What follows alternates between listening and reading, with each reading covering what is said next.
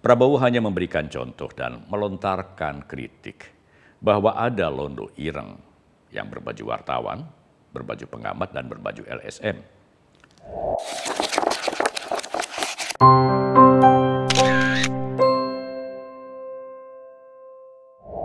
Kawan Minmot, istilah londo ireng yang disebut Presiden Prabowo Subianto dalam pidatonya di acara peringatan Hari Lahir Partai Kebangkitan Bangsa atau Harlah PKB ke-28 menjadi perbincangan hangat di berbagai media termasuk media sosial. Banyak yang sependapat dengan Presiden terkait penyebutan londo ireng tersebut, tetapi tak sedikit pula yang merasa tersinggung dan marah karena merasa dilabeli sebagai londo ireng. Sebelum kita bahas lebih jauh mengenai pro kontra terkait ucapan Presiden Prabowo tersebut, ada baiknya kita bongkar kembali catatan sejarah tentang penyebutan londo ireng yang berkonotasi negatif itu. Londo ireng pada mulanya merupakan sebutan untuk pasukan Belanda yang berasal dari Afrika. Antara tahun 1831 hingga 1872, pemerintah kolonial Belanda yang sedang menjajah Indonesia merekrut ribuan prajurit dari Ghana, Afrika, dan membawanya ke Hindia Belanda yang kini bernama Indonesia untuk dijadikan tentara Kenil. Seragam atau uniform tentara asal Afrika itu tidak ada bedanya dengan seragam tentara Belanda berkulit putih.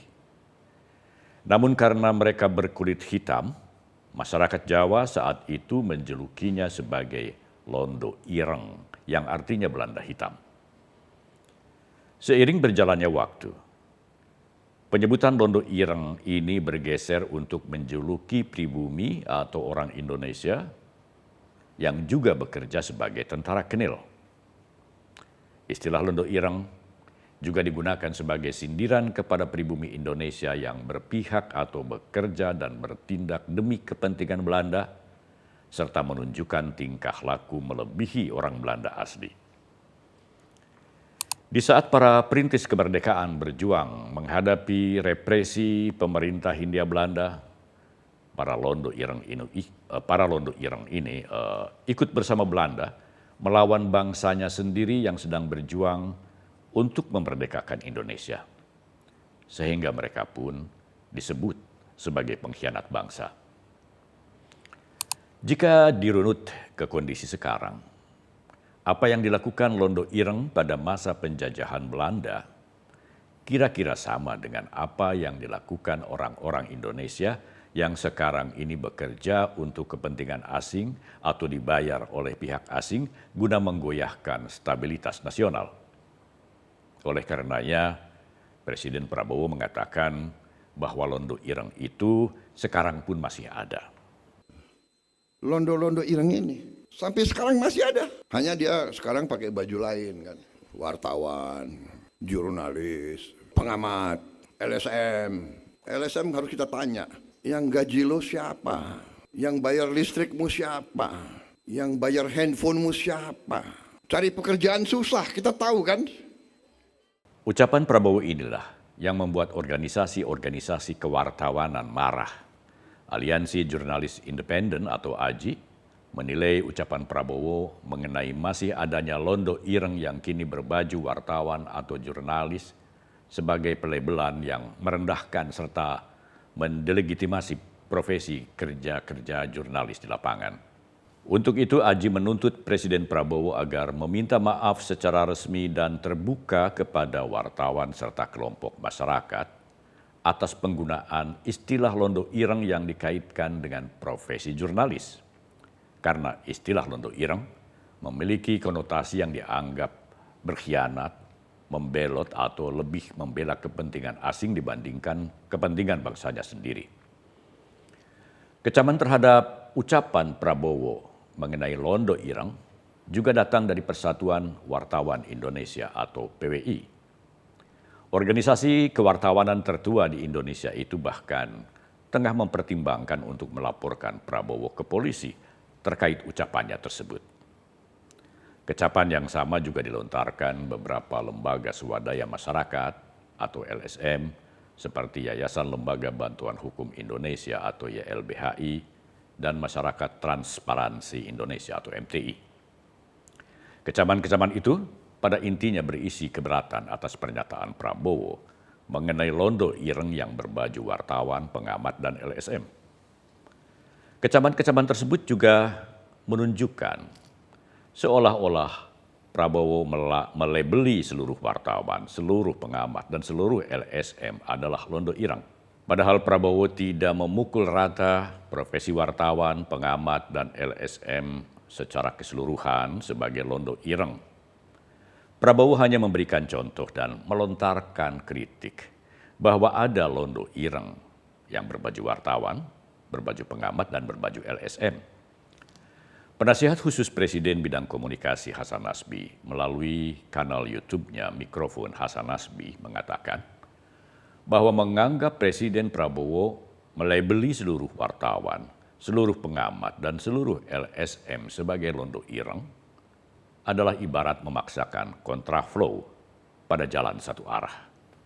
Jika ada londo ireng yang menggunakan pakaian wartawan, pakaian jurnalis, pakaian pengamat, pakaian LSM, bukan berarti semua LSM, wartawan, dan pengamat adalah londo ireng. Itu namanya memaksakan kontraflow, ya, memaksakan jalan dua arah di jalan satu arah, dan itu pelanggaran. Dan kalau kita ingatkan yang kayak gitu, kadang-kadang yang kontraflow tadi marah. Karena ngerasa selama ini punya misi suci, merasa selama ini menjadi pejuang yang punya misi suci untuk menegakkan kebenaran, walaupun dengan cara kontraflow di jalan searah sekalipun. Pernyataan Presiden Prabowo tentang adanya londo ireng berpakaian wartawan, pengamat, dan LSM juga dinilai sebagian orang sebagai sikap anti kritik pemerintah. Prabowo dituding sedang menciptakan kondisi yang mengarah pada pembatasan kebebasan pers dan kebebasan berpendapat, serta kebebasan menyampaikan kritik kepada pemerintah.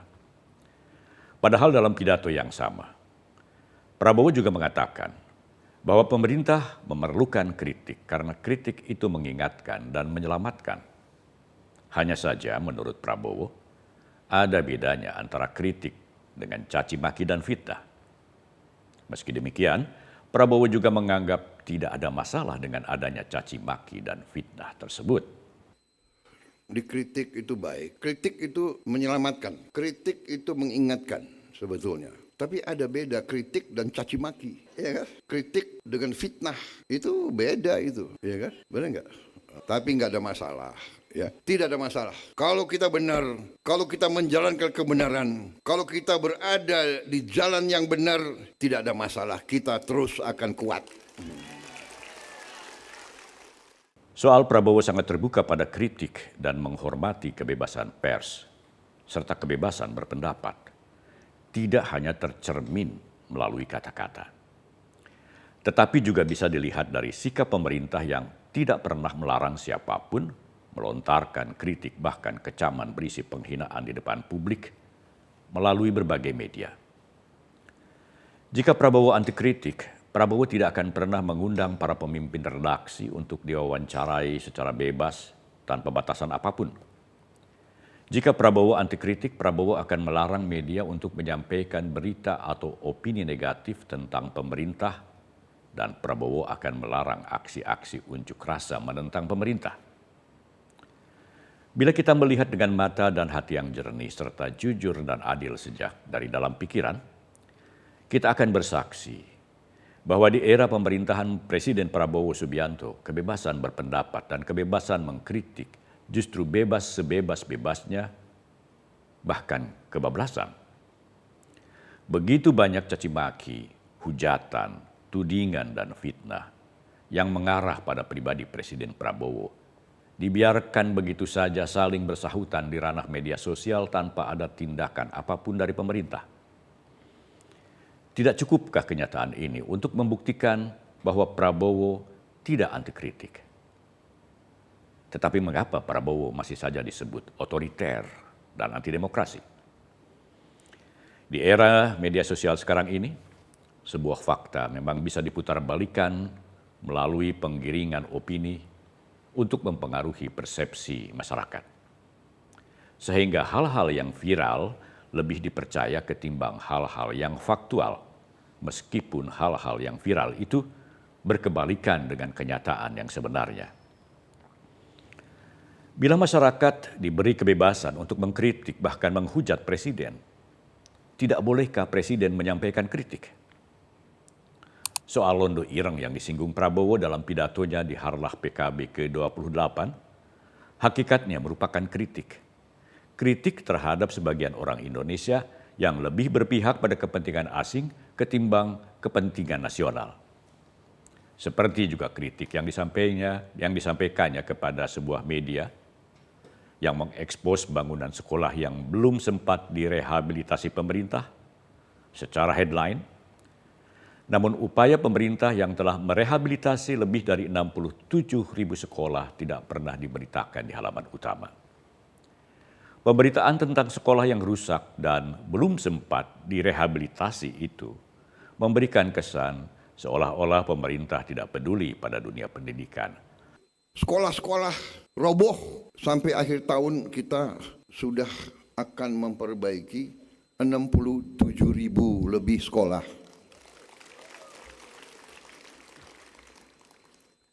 Tahun 27 saya instruksikan harus lebih 100.000 sekolah. Yang sekian belas tahun tidak disentuh. Saudara-saudara, ada juga media-media yang walaupun kita sudah perbaiki 67.000 sekolah, dia cari sekolah yang belum diperbaiki, dia foto besar, taruh di halaman pertama. Aduh, dia kira kita nggak ngerti. Saya nggak sebutlah media mana itu. Kalau saya sebut ya pada saatnya akan saya sebut. Nah, itulah salah satu kritik Presiden Prabowo atas ketidakadilan media dalam menyiarkan berita.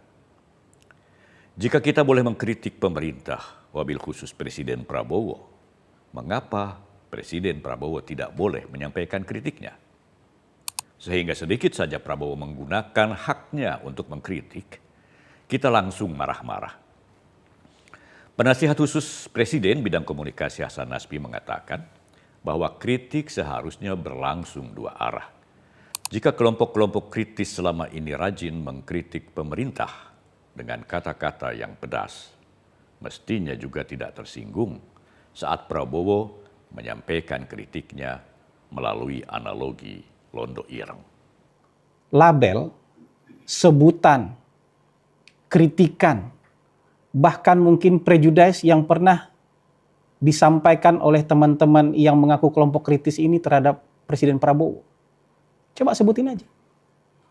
Dari mulai yang agak sopan sampai yang paling nggak sopan kan pernah disampaikan oleh mereka. Kata-katanya terhadap Presiden Prabowo. Tapi kalau Pak Prabowo bilang Londo Ireng langsung meradang-meradang. Langsung marah-marah. Seolah kita tidak bisa saling menyampaikan pendapat satu sama lain. Padahal di dunia kritik, di dunia kebebasan berpendapat, seharusnya kebebasan berpendapat itu berlaku dua arah. Anda boleh mengata-ngatai pemerintah, tapi pemerintah juga boleh dong mengkritik Anda. Pemerintah juga boleh dong meluruskan supaya hal-hal yang tidak benar selama ini itu juga bisa menjadi benar. Tanggapan atas kritik Presiden Prabowo tentang Londo Ireng tidak berhenti hanya pada kecaman, tuntutan, permintaan maaf, serta ancaman akan melaporkan Presiden kepada polisi.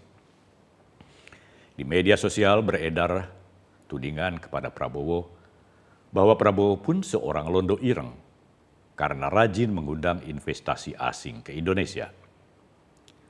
Lebih jauh lagi, silsilah Prabowo pun ditelusuri. Salah seorang leluhur Prabowo dari garis ibu, bernama Benjamin Thomas Sigar, disebut-sebut pernah ikut membantu tentara Belanda melawan pasukan Diponegoro antara tahun 1825 hingga 1830, sehingga Prabowo pun dijuluki Londo Ireng.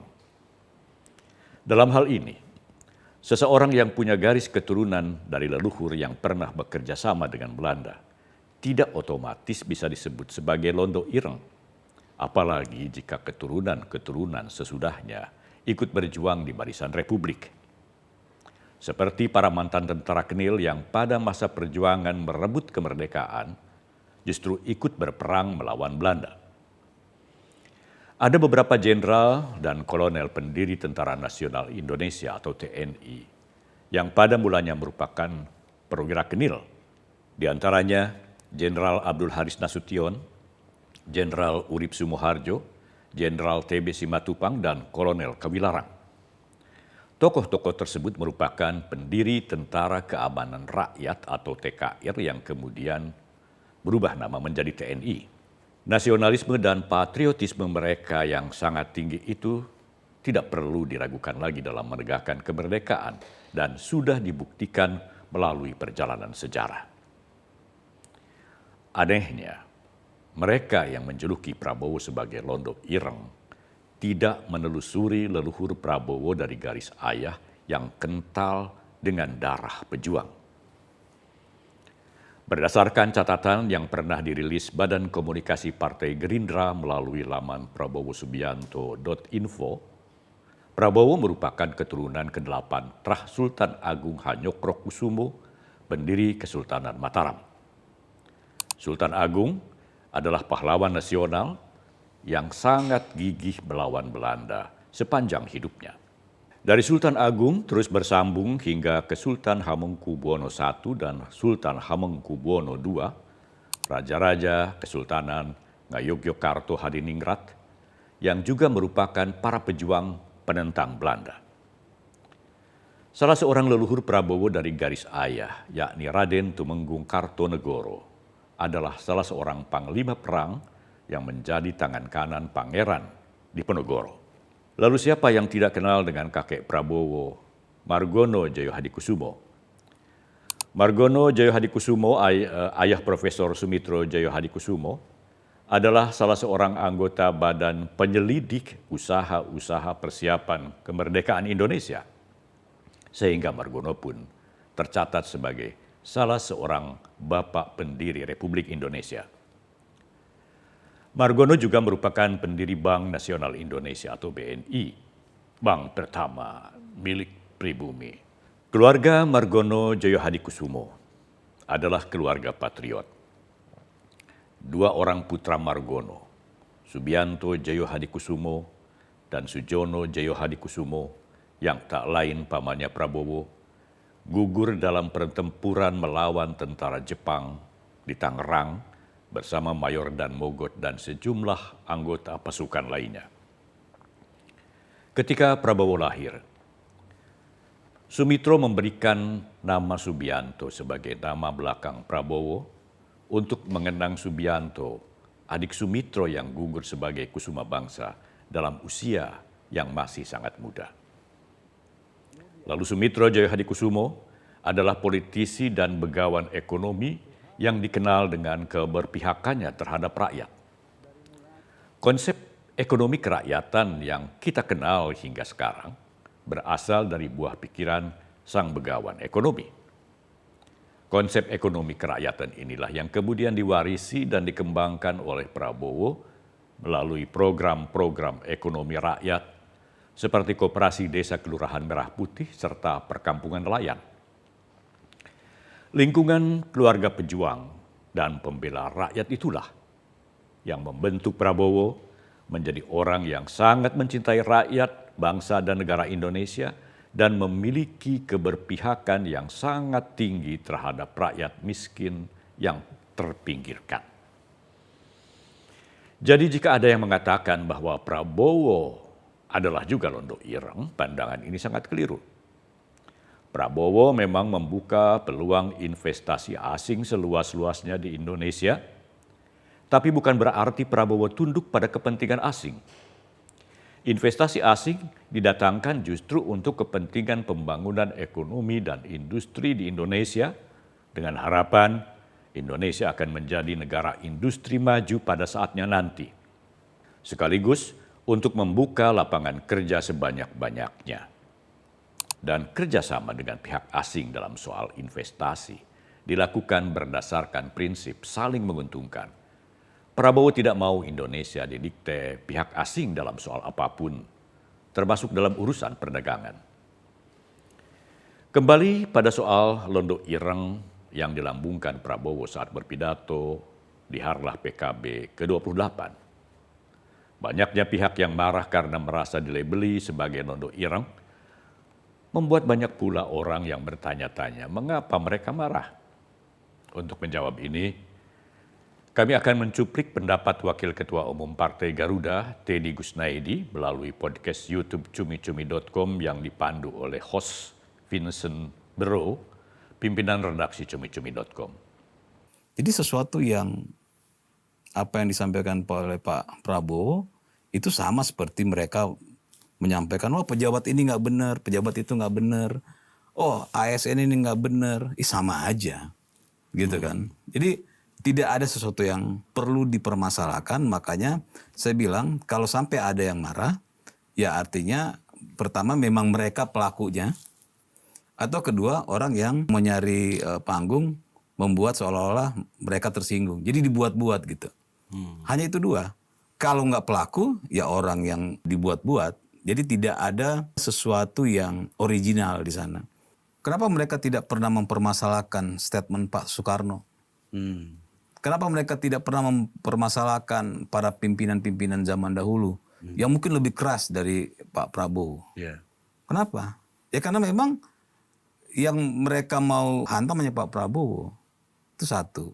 Kedua, kita beruntung kita punya presiden yang apa adanya, ya, yang tidak dibuat-buat. Makanya dulu waktu kita mau memilih calon presiden, ya, kita melihat mana calon presiden yang di depan dan di belakang ucapannya sama. Kan ada yang di belakang layar beda, di depan layar beda. Ya Pak Prabowo di belakang dan di depan sama. Artinya apa? Ada kejujuran di sana kan. Makanya waktu itu kita memilih Pak Prabowo. Kenapa? Ya memang begitu karakternya. Dan masyarakat suka dengan sesuatu yang apa adanya. Nggak suka gitu. Jadi ketika Pak Prabowo menyampaikan sesuatu dan sebagai presiden dia tahu. Kan seorang presiden tuh sudah dapat informasi banyak gitu kan. Jadi ketika dia ngomong antek, asing, londo, ireng dan segala macam, itu memang ada gitu. Cuma kan dia nggak mungkin tunjuk nama kan. Ada yang berpendapat bahwa munculnya londo ireng di zaman penjajahan Belanda berawal dari mental inlander sebagian kaum pribumi. Mental inlander atau inlander mindset adalah istilah psikologi sosial yang menggambarkan sikap rendah diri atau inferiority complex di kalangan bangsa terjajah yang dalam bahasa Belanda disebut sebagai minderwaardigheid complex.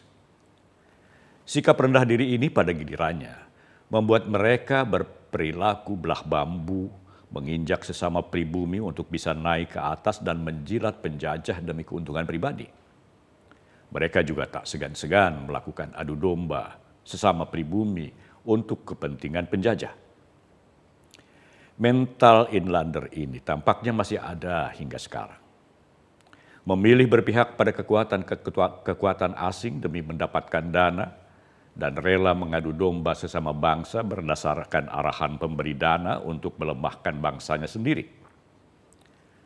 Presiden Prabowo pernah mengatakan bahwa ia sudah mengetahui siapa-siapa saja yang bekerja untuk pihak asing tersebut.